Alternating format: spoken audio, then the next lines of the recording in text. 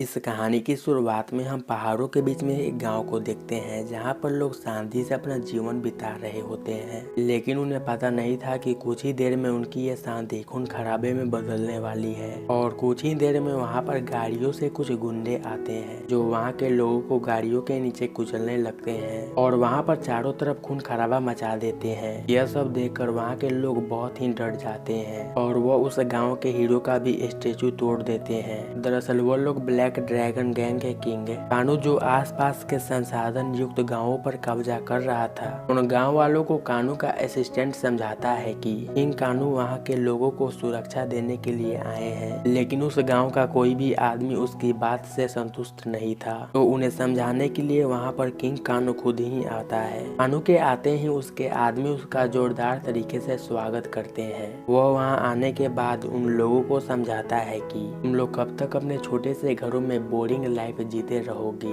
वह उन लोगों से कहता है कि तुम लोग मेरी शरण में आ जाओ, मैं तुम्हारे जीवन को इंटरेस्टिंग बना दूंगा जिससे कि तुम्हारी जिंदगी का एक मकसद होगा और इसके बदले मुझे सिर्फ तुम्हारी वफादारी और ईमानदारी चाहिए। लेकिन वहाँ पर कोई भी किंग कानू की बात नहीं सुनता। यह देखकर किंग कानू के आदमी उनके पास अपना हथियार लेकर आते हैं, जिसे देखकर सब लोग कानू के सामने अपना घुटना टेक देते हैं। वहाँ पर अब ब्लैक ड्रैगन का शासन हो जाता है। इसके बाद हम लिन कोई नाम के एक किसान को देखते हैं जो एक बहुत ही भयानक सपना देखता है, जिसमें वह देखता है कि सब जीरो उसे मारने वाला है। और तभी अचानक से उसकी नींद खुल जाती है। नींद खुल जाने के बाद वह कुछ फल और सब्जियां लेकर बेचने के लिए निकलता है। रास्ते में वह देखता है कि एक गाड़ी काफी तेजी से उसकी तरफ ही आ रही थी, जिसे देखकर वह अपनी टांगे की स्पीड बढ़ा देता है। लेकिन वह गाड़ी काफी तेज होती है, इसलिए वो कोई को रास्ते में ही रोक लेती है। उस गाड़ी में कानू के 3 आदमी होते हैं। वो तीनों जब कोई के पास फल और सब्जियां देखते हैं तो वह उससे पूछते हैं कि उसने यह सब्जियां कहाँ से लाई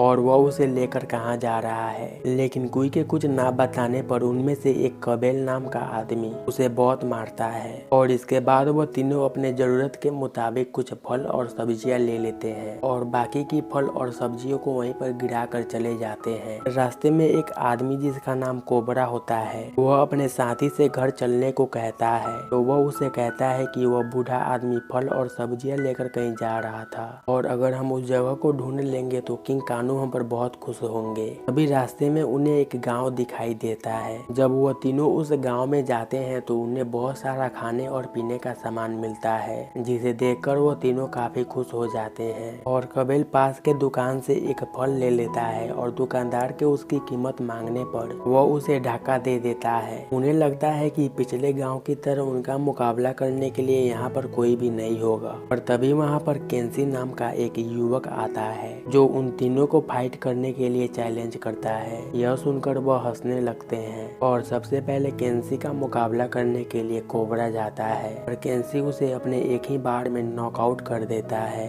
और इसके बाद वह उन दोनों को काफी बुरे तरीके से हराता है। यह देखकर वह तीनों केंसी से अपने किंग कानू को बुलाकर लाने की बात कर चले जाते हैं। उनके वहां से चले जाने के बाद वह दुकानदार केंसी से बताता है कि उसने आज ब्लैक ड्रैगन के आदमियों को मारा है और वो वहां पर दोबारा जरूर आएंगे। और केंसी यह बात सुनकर बहुत खुश होता है क्योंकि उसे लगता है कि एक बार फिर कोई उसे चैलेंज करने के लिए मिलेगा। उधर कानू अपने सिपाहियों में फाइट करा रहा होता है। तभी वहाँ पर वो तीनों पहुँचते हैं और वहाँ पर कबील कानू से कहता है कि हम लोगों ने एक और अच्छी जगह देखी है जो बिल्कुल सुंदर और सुरक्षित है। उस गांव पर कब्जा करने के लिए वो लोग किंग कानू को चलने के लिए कहते हैं, लेकिन कानू इसके लिए अपने एक आदमी ट्रेमर को भेजता है। उन लोगों के वहां से जाने के बाद कानू अपने असिस्टेंट सैंग को भेजता है ताकि वो पता लगा सके कि वो कौन है जिसने उनके 3 सोल्जर्स को अकेले ही हरा दिया। कानू का हुक्म सुनते ही सैंग उस गाँव के लिए निकल जाता है। वहीं पर हम लिन कुई को देखते हैं जो कि वही भयानक सपना देखता है और डरकर नींद से जाग जाता है।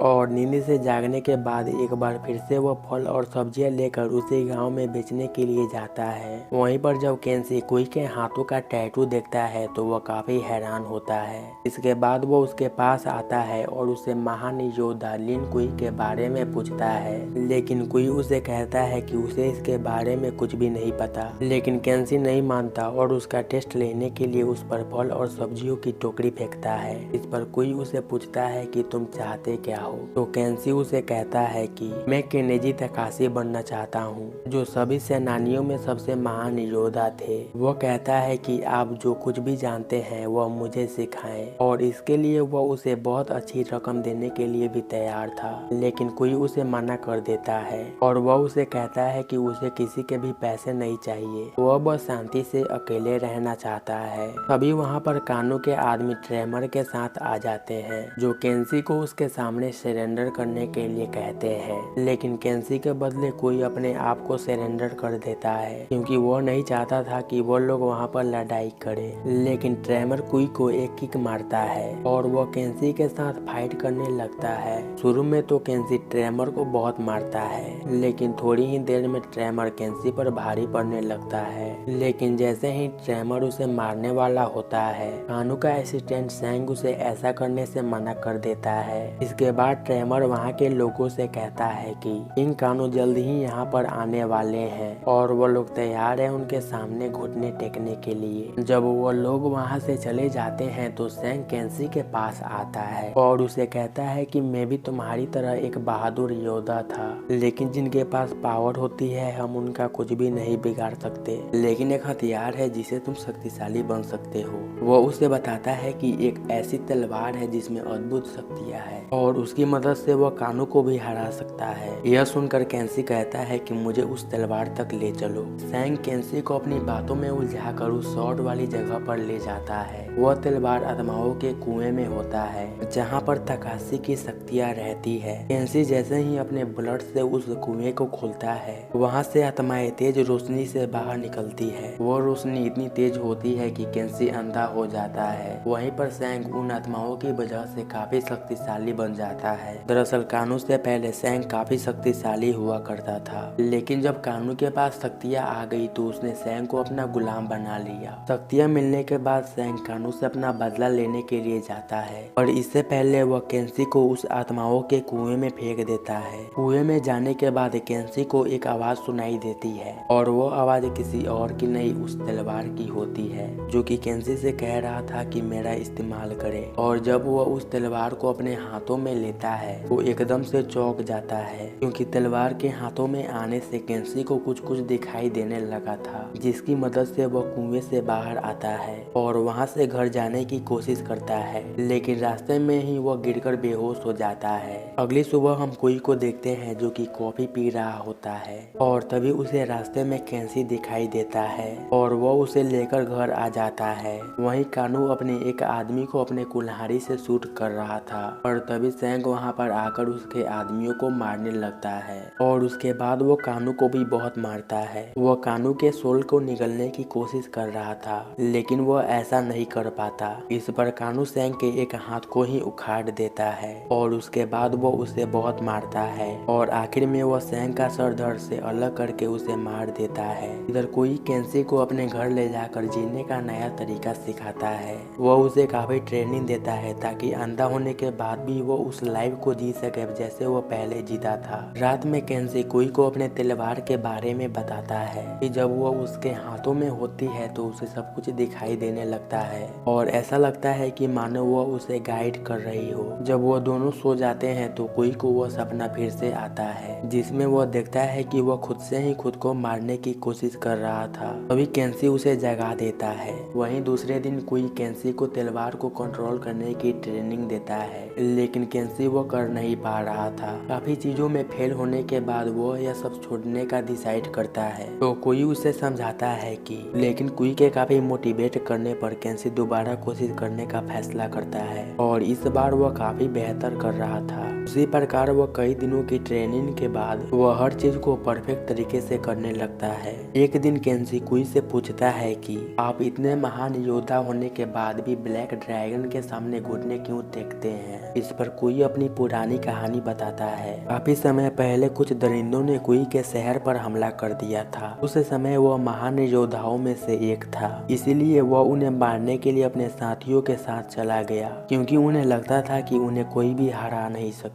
जब वो उन दरिंदों को मारने के लिए शहर पहुंचे तो उन्होंने देखा कि वह सारे मधुमक्खियों की तरह शहर में फैले हुए हैं और जब उसे लगा कि वह मरने वाला है तो उसने अपनी शक्तियों का इस्तेमाल करके एक बर्फीला तूफान लाया, लेकिन उसने अपनी शक्तियों से नियंत्रण खो दिया, जिसकी वजह से उन दरिंदों के साथ उसके अपने भी मारे गए, यहाँ तक कि पूरा शहर ही मारा गया। इसके बाद उसने अपनी शक्तियों को कभी भी इस्तेमाल ना करने की कसम खाई। वह केंसी से कहता है कि अगर मेरे घुटने पर रहने से ही मेरे अपने सुरक्षित रहते हैं तो मैं हमेशा ही अपने घुटनों पर रहना चाहूंगा। काफी दिनों की ट्रेनिंग के बाद केंसी एक परफेक्ट योद्धा बन चुका था। तभी उसे वहाँ पर धुएं की स्मेल आती है, जिसके बारे में वो कुई से पूछता है तो वह उसे बताता है कि यहाँ पर एक बहुत बड़ा खतरा आने वाला है। इधर कानू उस गांव के लोगों को मारकर उस गांव को अपने कब्जे में ले लेता है। वहीं इस दर्दनाक मंजर को कोई देख रहा होता है। यह सब सुनने के बाद केंसी कुई को उसकी मदद करने के लिए कहता है, लेकिन वह उनकी मदद करने के लिए तैयार नहीं था। इस पर केंसी अकेले ही उनकी मदद करने चला जाता है। वह अकेले ही कानू के पास जाता है और उसके आदमियों को मार गिराता है। कानू के आदमी जब देखते हैं कि वह केंसी को सामने से नहीं मार सकते तो वह उसे धोखे से मारते हैं, और जैसे ही काबेल केंसी को जान से मारने जाता है तो कानू उसे मना कर देता है। वहीं कुई यह सब छुपकर देख रहा होता है और इसके बाद वो अपने फार्म हाउस आकर अपना हथियार लेता है ताकि वह अपने लोगों को बचा सके, और वह अपने फार्म हाउस को जलाकर स्कॉर्पियन को भी बुलाता है।